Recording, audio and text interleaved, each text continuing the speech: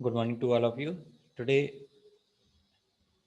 we are here to discuss about the nanoparticles and monoclonal antibodies in the sequence of targeted drug delivery system.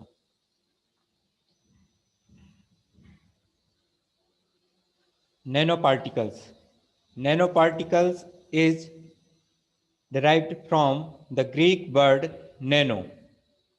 Nano means extremely small. Nanoparticle Greek word nano से डेरिव्ड हुआ है जिसका meaning है extremely small, बहुत छोटा. Nano particles are sub ionised colloidal structure composed of synthetic और semi synthetic polymer.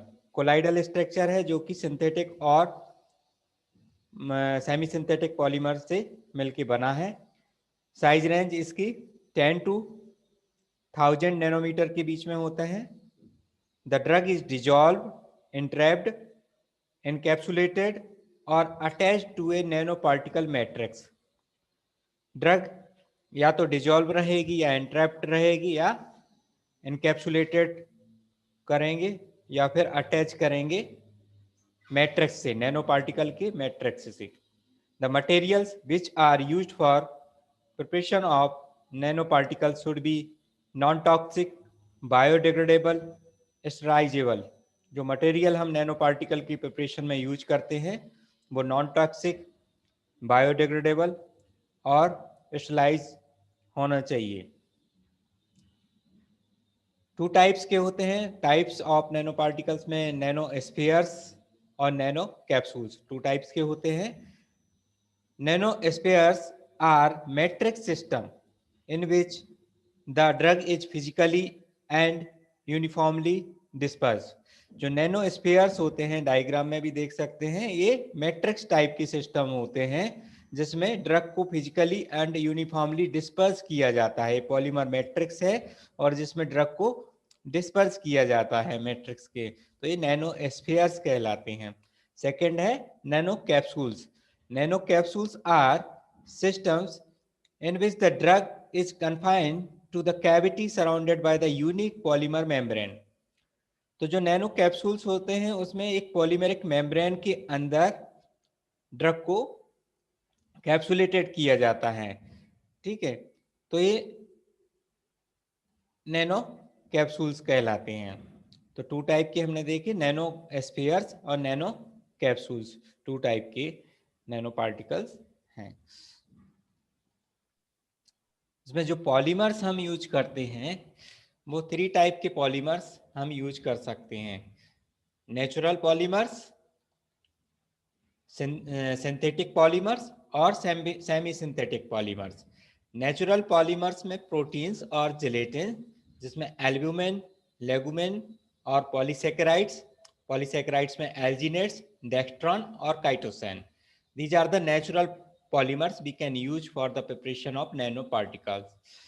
Synthetic polymers, pre-polymerized polymers, जैसे इसका एग्जाम्पल है पॉलीस्टीरीन, पॉलीकार्बोलैक्टोन और पॉलीमराइज्ड इन प्रोसेस पॉलीमर्स को भी हम यूज कर सकते हैं. और सेमी सिंथेटिक पॉलीमर्स में हम cellulose derivative, ethyl cellulose, methyl cellulose, hydroxy cellulose and cellulose nitrate, cellulose acetate का यूज कर सकते हैं. तो 3 टाइप के पॉलीमर्स हम नैनो पार्टिकल्स के प्रिपरेशन में कर सकते हैं. नेचुरल पॉलीमर्स, सिंथेटिक पॉलीमर्स और semi synthetic polymers. Now advantages of nano particles. इससे हमें सबसे पहले साइट स्पेसिफिक डिलीवरी मिलती है ड्रग की, site specific delivery of the drug. And nano particles help to achieve maximum therapeutic response with minimum adverse effect. Maximum therapeutic response हम achieve कर सकते हैं और मिनिमम एडवर्स इफेक्ट इसमें हमें मिल पाता है. तो इसका एडवांटेज है active and passive drug targeting can be achieved can be achieved by manipulating the particle size and surface characteristic of nanoparticles. Active और पैसिव ड्रग टारगेटिंग को भी हम अचीव कर सकते हैं नैनो पार्टिकल्स के द्वारा by manipulating particle size, particle size को मैनिपुलेट करके एंड इसके सरफेस कैरेक्टरिस्टिक को मैनिपुलेट करके. Nano particles can be administered by physical, oral, nasal और ओकुलर रूट्स. नैनो पार्टिकल्स को हम पेरेंट्रल, ओरल, नेजल और ओकुलर रूट के द्वारा एडमिनिस्टर कर सकते हैं. By attaching specific ligands onto their surface, nanoparticles can be used for directing the drugs to a specific target cell. Specific ligand को अगर हम उसकी सरफेस पर अटैच कर देते हैं तो हम नैनो पार्टिकल को डायरेक्ट कर सकते हैं स्पेसिफिक टारगेट साइट की ओर. तो these are the advantages of nano particles. Now disadvantages of nano particle. Limited drug loading इसमें हम कर पाते हैं, limited drug loading and susceptible to bursting and leakage of the content. जो कंटेंट है वो लीकेज हो सकता है, बस्ट हो सकता है. और small size and large surface area can be lead to particle aggregation. जो पार्टिकल साइज इसका छोटा होता है और सरफेस एरिया उसके कारण ज़्यादा हो जाता है, बड़ा लार्ज हो जाता है, उसके कारण पार्टिकल एग्रीगेशन हो सकता है. Handling of nano particle is difficult in the liquid and dry form. Liquid और ड्राई फॉर्म में इसको हैंडल करना थोड़ा सा डिफिकल्ट होता है. तो these are the disadvantages of nano particles. Now methods for preparation of nano particles. Conventional methods हैं और एडवांस मेथड्स हैं. कन्वेंशनल मेथड्स में dispersion of pre formed polymers solvent evaporation technique के द्वारा किया जा सकता है. स्पॉन्टेनियस एमल्सिफिकेशन और सॉल्वेंट डिफ्यूजन के द्वारा हम नैनो पार्टिकल्स बना सकते हैं. सॉल्टिंग आउट और emulsification diffusion methods and nano precipitates super critical fluid technology. तो these are the method for preparation of nano particles under and dispersion of pre formed polymers. और polymerisation of monomer के द्वारा भी हम nano particles को बना सकते हैं. Conventional emulsion polymerisation, surfactant free emulsion polymerisation, mini emulsion polymerisation and micro emulsion polymerization, interfacial polymerization. So these are the conventional methods for the preparation of nanoparticles. Advanced methods में ring opening polymerization technique का हम use करते हैं. Electrohydrodynamic atomization and control and living radial polymerization, desolvation of macromolecules, microtube pumping and spinning penetration techniques. So these are the various techniques for the preparation of nanoparticles. Evaluation, preparation के बाद evaluation perform करते हैं. Nanoparticles are evaluated by the following methods. जैसे इसका particle size हम analysis करते हैं, surface area, surface charge, density, molecular weight, nanoparticles yield and drug entrapment efficacy and in vitro release. So these are the parameters for the evaluation of nanoparticles. Applications की बात करें तो anti cancer drug delivery के लिए हम इसका application होता है. और nano particles have been found to accumulate in the tumour after IV administration. Reduction in the toxicity of anti cancer drug as a drug are concentrated mainly in the liver and spleen. तो toxicity reduce हो जाती है anti cancerous drug की, क्योंकि हम इसमें specific target कर पाते हैं लीवर को, स्प्लीन को. Useful in the treatment of hepatic metastasis. Hepatic metastasis में भी इसका यूज किया जाता है ट्रीटमेंट के लिए. ऑकुलर डिलीवरी भी नैनो पार्टिकल के द्वारा हम कर पाते हैं. Nano particles with the steroid, anti inflammatory agents and bacterial agents for the glaucoma in order to improve the retention of drug, reduce wash out. So these are the application of nanoparticles. Introductory part है और इसके बाद second इसमें next है monoclonal antibodies. Monoclonal antibodies, monoclonal antibodies क्या है? सबसे पहले इसमें देखेंगे कि एंटीबॉडीज क्या है। And antibodies is a protein used by the immune system to identify and neutralize foreign object like bacteria and viruses। तो सब एंटीबॉडी क्या है? एक इम्यून रिस्पॉन्स है, एक प्रोटीन है, as a protein used by immune system. एक protein है जो कि इम्यून सिस्टम के द्वारा यूज किया जाता है। किसके लिए? To identify and neutralise foreign object like bacteria and virus. जो बैक्टीरिया और वायरस हैं, जो फॉरेन ऑब्जेक्ट हैं, उसको आइडेंटिफाई करना और उसको न्यूट्रलाइज करना, ये एंटीबॉडी का वर्क होता है ना? तो antibody is a protein used by the immune system to identify and neutralise foreign object like bacteria and virus. Each antibody recognize a specific antigen unique to its target। जो antibody होता है वो antigen को recognise करता है और antigen को recognise करके स्पेसिफिक टारगेट पे जो भी है उसको रिकॉग्नाइज करके फिर उसके बाद उसको न्यूट्रलाइज करता है। आइडेंटिफाई करने के बाद न्यूट्रलाइज कर देता है। अब है मोनोक्लोनल एंटीबॉडी। एंटीबॉडी हमने समझा कि एक स्पेसिफिक प्रोटीन होता है जो कि इम्यून सिस्टम के द्वारा यूज किया जाता है। जो फॉरेन ऑब्जेक्ट हैं, बैक्टीरिया हैं, वायरस हैं, उनको आइडेंटिफाई करना और उनको न्यूट्रलाइज करने के लिए, वो होता है एंटीबॉडी। मोनोक्लोनल एंटीबॉडी क्या है? Monoclonal antibody are the antibodies that are identical because they were produced by one type of immune cells। जो है मोनोक्लोनल एंटीबॉडी होते हैं वो आइडेंटिकल होते हैं। क्यों होते हैं? क्योंकि वो एक ही टाइप के इम्यून सेल से उनको प्रोड्यूस किया जाता है।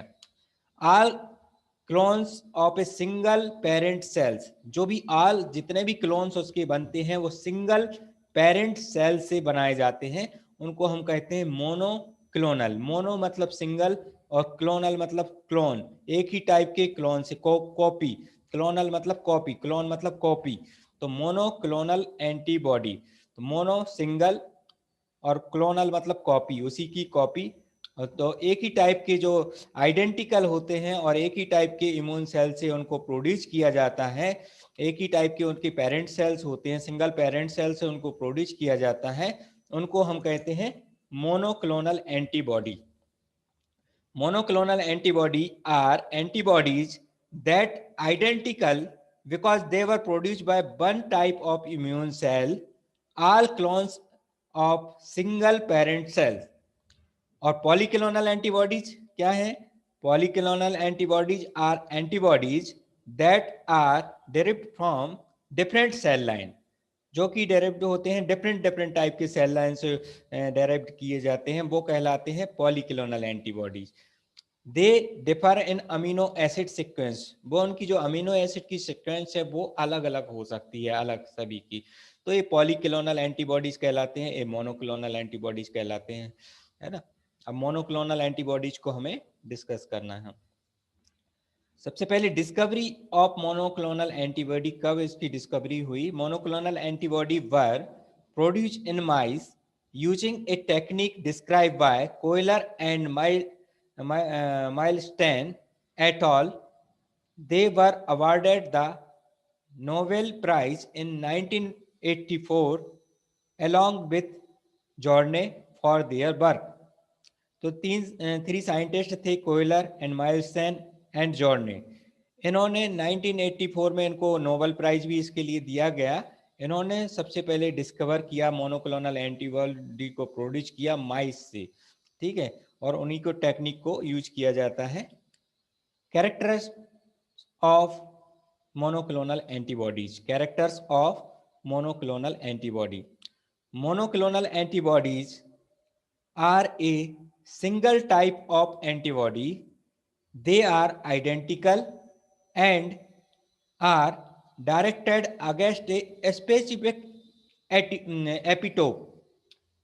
epitope में antigen, antigenic determinant, and are produced by B cells clones of single parents or a single hybridoma cell line. फिर से कैरेक्टर्स देखें कि मोनोक्लोनल एंटीबॉडी क्या है, are the single type of antibody, single type के antibody होते हैं, they are identical, वो आइडेंटिकल होते हैं, एक जैसे होते हैं, and directed against the specific epitope, और स्पेसिफिक एपिटोप सभी एपिटोप की तरफ नहीं जाती हैं, स्पेसिफिक एपिटोप की ओर ही डायरेक्टेड हो पाते हैं। और इस एपिटोप में क्या है, एंटीजेनिक डिटर्मिनेंट्स जो भी हो सकते हैं वो कहलाते हैं एपिटोप्स। ठीक है, तो और इसको बी सेल क्लोन्स के द्वारा प्रोड्यूस किया जाता है, सिंगल पेरेंट्स या सिंगल हाइब्रिडोमा सेल लाइन के द्वारा इनको प्रोड्यूस किया जाता है। ठीक है, ये देखा, ये hybridoma cell lines is form by fusion of 1 B cell lymphocytes with myeloma cells। अब इसको कैसे प्रोड्यूस करना है, हाइब्रिडोमा सेल लाइन कैसे फॉर्म होगी, fusion of 1 B cell lymphocytes, सबसे पहले 1 B cell lymphocytes लेंगे और उसको माइलोमा सेल के साथ फ्यूज करेंगे, फ्यूजन होगा उनका, है ना, इसके बाद हाइब्रिडोमा सेल लाइंस प्रोड्यूस होगी।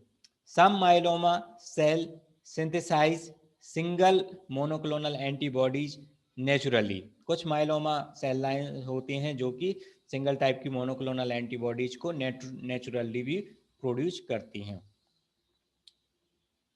इसमें देखेंगे यहाँ पे एंटीजन, अब हमने कहा था एंटीजन और epitope, antigen a foreign particles जो होते हैं वो एंटीजन कहलाते हैं, और फिर जो स्पेसिफिक पार्ट्स होते हैं इसके ऊपर अटैच होने के लिए एपिटोप्स कहलाते हैं, एपिटोप, है ना। तो जो वर्ड आए थे एपिटोप्स क्या है, तो ये एंटीजन का ही पार्ट होता है एपिटोप्स, है ना, ये एपिटोप्स कहलाते हैं, ये एपिटोप। तो जो मोनोक्लोनल एंटीबॉडी होते हैं वो स्पेसिफिक एपिटोप की ओर ही अटैच हो पाते हैं, स्पेसिफिक एपिटोप की ओर ही डायरेक्ट हो पाते हैं, अलग अलग ऐसा नहीं कि कई टाइप के एपिटोप पे वो एक ही एंटीबॉडी वर्क करेगी, ऐसा नहीं रहता है, स्पेसिफिक एपिटोप की ओर ही अटैच हो पाते हैं या डायरेक्ट हो पाते हैं। तो एंटीजन यहाँ पे हमने दिया इसको। फिर इसके बाद आइसोलेट स्प्लीन सेल, अगर हम स्प्लीन सेल को आइसोलेट करते हैं तो इससे हमें मोनोक्लोनल एंटीबॉडी प्रोड्यूस होंगी, और अगर हम सीरम को आइसोलेट करते हैं तो इसमें हमें पोलोक्लोनल एंटीबॉडीज मिल जाएंगी, अलग अलग टाइप की एंटीबॉडी मिल जाएंगी, एंटीबॉडी 1 2 3 4 डिफरेंट टाइप की एंटीबॉडीज इससे हमको मिल जाएगी, हम सीरम को आइसोलेट करते हैं। स्प्लीन सेल को आइसोलेट किया, प्लाज्मा सेल्स को, और इसमें माइलोमा सेल्स, जैसा पहले भी बताया कि माइलोमा सेल के साथ में फ्यूजन उसका करना है। ठीक है, तो माइलोमा सेल के साथ में इसको फ्यूज किया तो हाइब्रिडाइज किया, इसके बाद हाइब्रिडोमास ये बना यहाँ पे, और इनको फिर हमने स्क्रीनिंग की, तो डिफरेंट टाइप की जो आपकी सेल्स हैं, एंटीबॉडीज हैं 1 2 3 4, और उनके फिर बाद में यहाँ पे डिफरेंट टाइप की एंटीबॉडीज 1 एंटीबॉडीज 2 एंटीबॉडीज 3 एंटीबॉडीज 4, तो ये डिफरेंट टाइप की बॉडीज हैं, इनको हम कहते हैं आपके क्या, मोनोक्लोनल एंटीबॉडीज, है ना।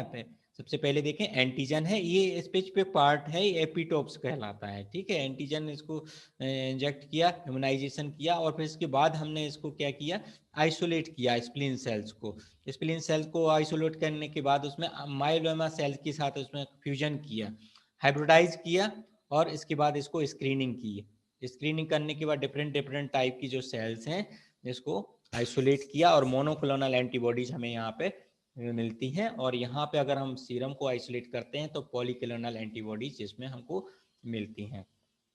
ठीक है, तो ये प्रोडक्शन ऑफ मोनोक्लोनल एंटीबॉडीज था, कैसे प्रोडक्शन कर सकते हैं। हाइब्रिडोमा क्रिएट्स मोनोक्लोनल एंटीबॉडीज, जो अभी हमने पढ़ा कि हाइब्रिडोमा से मोनोक्लोनल एंटीबॉडीज को हम क्रिएट करते हैं। Monoclonal antibodies are typically made by fusion myeloma cells with the spleen cells, इसी को हमने डायग्राम में देखा, fusing myeloma cells with spleen cells from a mouse that has been immunized with desired antigen। जो diagram में पढ़ा कि सबसे पहले एंटीजन से हमने उसको इम्यूनाइज किया, इसके बाद हमने स्प्लीन सेल को आइसोलेट किया, फिर उसके बाद हमने माइलोमा सेल्स के साथ फ्यूज किया, मिक्स किया। तो जो डायग्राम में पढ़ा वही यहाँ पे लिखा है। Monoclonal antibodies are typically made by fusing myeloma cells with spleen cells from the mouse that has been immunized with the desired antigen. However, recent advance have allowed the use of rabbit beta cells। तो mouse cell से किया था, rabbit B cell से भी हम इसको कर सकते हैं। तो ये इस तरीके से हम मोनोक्लोनल एंटीबॉडीज को प्रोड्यूस कर सकते हैं। फिर से आगे इसमें देखेंगे principles and hybridoma technology. Inject करते हैं एंटीजन को, वही सब है जो हम ऑलरेडी देख चुके हैं प्रीवियस स्लाइड्स में कि inject the protein in the mouse. Mouse में प्रोटीन को इंजेक्ट किया, रिमूव द स्प्लीन, इसके बाद स्प्लीन सेल को रिमूव करेंगे, identify which spleen cell are producing antibodies. इसके बाद हम स्प्लीन सेल को आइडेंटिफाई करते हैं कि कौन सी स्प्लीन सेल एंटीबॉडीज को प्रोड्यूस करती है। इसके बाद सेपरेट करते हैं, separate these cells and grow in the tissue culture tubes. इसके बाद उसको सेपरेट करने के बाद उसको हम टिश्यू कल्चर ट्यूब में ग्रो करते हैं। Screen each antibodies for cross reactivity. इसके बाद स्क्रीनिंग करते हैं and select the antibody which doesn't cross react with any other protein। और इसके बाद उनको सेलेक्ट करते हैं जो अदर प्रोटीन के साथ में रिएक्ट नहीं होती हैं, तो वो कहलाएंगी मोनोक्लोनल एंटीबॉडीज। यहाँ से हमने देख लिया ये मोनोक्लोनल एंटीबॉडीज हमको मिल जाती हैं। इंजेक्ट किया, एंटीबॉडी प्रोड्यूसिंग प्लाज्मा सेल्स को हमने आइडेंटिफाई किया, फिर सेल्स को माइलोमा के साथ में सेल के साथ में हाइब्रिडोमा किया। कैंसरस सेल्स जो है वही कहलाती है माइलोमा सेल्स या ट्यूमर सेल्स, है ना। तो नॉर्मल सेल्स और कैंसरस सेल्स क्योंकि ये जल्दी से प्रोड्यूस होती हैं, इनकी ग्रोथ जल्दी होती है, इसलिए इसके साथ में हम फ्यूजन करते हैं, ठीक है। इसके बाद इसको हम मोनोक्लोनल एंटीबॉडीज को प्रोड्यूस कर लेते हैं, सेपरेट कर लेते हैं। Monoclonal antibodies are produced by hybridoma technology. इस डायग्राम में भी सेम दिया गया है, डायग्राम अलग अलग है। एंटीजन है, इम्यूनाइजेशन किया, इसके बाद हमने आइसोलेट किया इम्यून सेल्स को, एंटीबॉडी फॉर्मिंग सेल्स को हमने आइडेंटिफाई किया, और ट्यूमर सेल्स वही माइलोमा सेल्स, ट्यूमर सेल्स है ना, वो सब एक ही है। इसको फ्यूजन करते हैं, हाइब्रिडोमा बन जाता है, और hybridoma screen for the production of desire antibody. और उसको स्क्रीनिंग के बाद डिजायर एंटीबॉडी जो हमें जैसी एंटीबॉडी मोनोक्लोनल एंटीबॉडी जो चाहिए है उसको हम स्क्रीन करके सेपरेट आउट करते हैं और कल्चर के द्वारा उसको उसके डिफरेंट डिफरेंट क्लोन्स बनाते हैं। तो this is the production of monoclonal antibody. कैसे प्रोडक्ट प्रोड्यूस करना है मोनोक्लोनल एंटीबॉडीज को। अब इसका एक यूज यहाँ पे बताया गया है, कंजुगेटेड मोनोक्लोनल एंटीबॉडी थेरेपी, है ना। Conjugated monoclonal antibody therapy. Toxin और radio active isotopes are bound to the constant region of monoclonal antibody. क्या जो मोनोक्लोनल एंटीबॉडी है उसके साथ में टॉक्सिन को और रेडियो एक्टिव आइसोटॉप को हम बाउंड कर देते हैं, बाइंड कर देते हैं। और when the monoclonal antibody bound to the surface cell of tumour, और जब मोनोक्लोनल एंटीबॉडी ट्यूमर सेल के साथ में बाइंड होगी तब क्या होगा, टॉक्सिन और रेडियो एक्टिविटी, जो टॉक्सिन और रेडियो एक्टिव सेल हमने आइसोटॉप्स हमने बाइंड किए थे उसके द्वारा क्या होगा, टॉक्सिन और radio activity cell will kill the cancerous cells. तो ये जो टॉक्सिन और रेडियो एक्टिव आइसोटॉप्स हमने अटैच किए थे मोनोक्लोनल एंटीबॉडी के ऊपर, वह कैंसरस सेल्स को किल कर देते हैं। And all the cell within the certain radius, और जो भी एक निश्चित रेडियस में जो भी किलिंग जोन में जो भी सेल्स आएंगी उनको कैंसरस सेल्स आएंगी उनको किल कर देती हैं। In this way cancer cells with in the tumour will be killed. और इस तरीके से जो कैंसरस सेल्स हैं ट्यूमर के अंदर उनको हम किल कर देते हैं इसकी हेल्प से। तो ये टारगेट ड्रग डिलीवरी का एक एग्जांपल्स हो गया कि हमने जो मोनोक्लोनल एंटीबॉडीज हैं उसके स्पेसिफिक रीजन्स पे सबसे पहले टॉक्सिन्स को और रेडियो एक्टिव आइसोटॉप्स को हम अटैच कर देते हैं। इस तरीके से अटैच करने के बाद ये मोनोक्लोनल एंटीबॉडी कैंसरस सेल की से बाइंड हो जाती है और उसकी जो रेडियो एक्टिविटी के द्वारा कैंसरस सेल्स को किल कर देती हैं और स्पेसिफिक रेडियस में किल कर देती हैं, जिससे कैंसर सेल्स वहां पे किल हो जाती हैं। तो ये कंजुगेटेड मोनोक्लोनल एंटीबॉडी थेरेपी यहाँ पे हमने डिस्कस की। Monoclonal antibody for the cancer treatment, monoclonal antibodies हैं और स्पेसिफिक उस पर अटैच हो जाती हैं प्रोटीन्स और सेल्स पर, और monoclonal antibody lock the protein और प्रोटीन को लॉक कर देती हैं, और इस तरह से भी हम इसका ट्रीटमेंट कर सकते हैं। Possible treatment for the cancer involve monoclonal antibody that bind only the cancer cells, specific antigen and induce monological response on the target cancerous cells, marked naked antibody, or monoclonal antibody can be modified for the delivery of toxin, isotopes, cytokines। और दूसरी तरीके से specific proteins जो cancerous cells हैं उस पर monoclonal antibody attach हो जाती हैं और अटैच होने के बाद उनका जो प्रोडक्शन है उसको रोक देती हैं, उनको किल कर देती हैं। तो इस तरह से भी हम कैंसर सेल्स को यहाँ पे कैंसर का ट्रीटमेंट किया जा सकता है। Possible side effect of monoclonal antibodies. Monoclonal antibodies are given intravenously, injected into the vein। Intravenously इनको देते हैं और वेन में इनको इंजेक्ट किया जाता है। और compared with the side effect of chemotherapy, the side effect of naked monoclonal antibodies are likely an allergic reaction. Generally इसमें एलर्जिक रिएक्शंस होती हैं और these are the more common while the drug is first being given. और जब more common होती हैं जब हम पहली बार इनको देते हैं ड्रग को, इसमें कॉमनली साइड इफेक्ट फीवर और chills, weakness, headache, Nazia, vomiting, diarrhoea, low blood pressure और रेसेस, ये कुछ commonly side effect monoclonal antibodies के हमको देखने को मिलते हैं। एप्लीकेशंस ऑफ मोनोक्लोनल एंटीबॉडीज, इसके कई सारे एप्लीकेशंस हैं, जैसे डायग्नोस्टिक टेस्टिंग के लिए भी हम इसका यूज कर सकते हैं। प्रेगनेंसी टेस्टिंग के लिए भी मोनोक्लोनल एंटीबॉडीज का यूज किया जाता है।